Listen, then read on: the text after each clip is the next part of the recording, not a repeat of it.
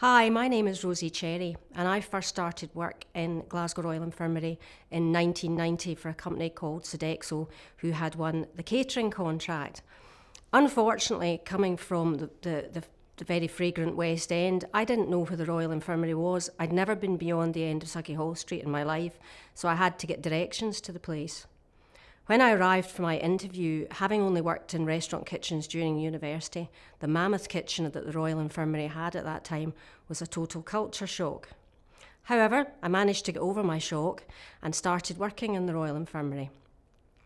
I also, during that time, was lucky enough to be able to go to the old kitchen on the 6th floor of the centre block, which still produced some meals for the dining rooms in the old Royal. And unfortunately, one day I went up onto the roof, as you could at that time, from the lift outside the kitchen.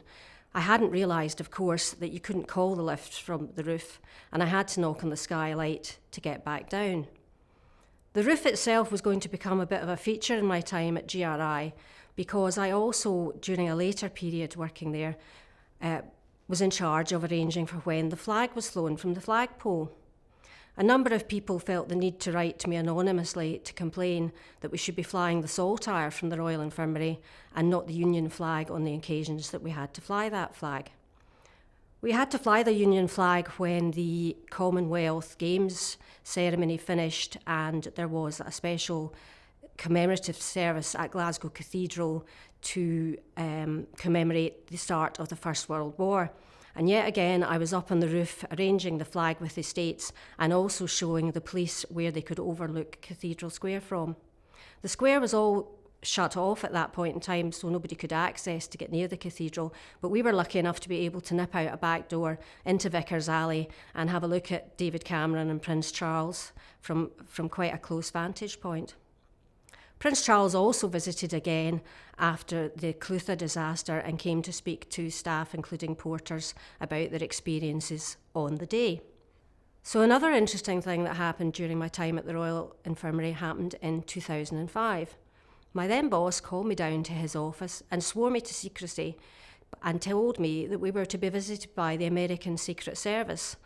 I was slightly confused why the American Secret Service would want to come to the Royal Infirmary, but it turned out it was in advance of the G8 summit that was to be held at Gleneagles that year. And although we were not the first receiving hospital, the American Secret Service wanted to come and see the GRI facilities. I had imagined that Secret Service agents would be rather more glamorous. However, sadly, the Secret Service agents didn't quite live up to my expectations of what I thought they would be. They turned out to be two rather short gentlemen who, after a tour of the facilities, gave us both a very nice commemorative badge, and rather fortunately, we never had to receive George Bush or Laura during that time at the G8 summit.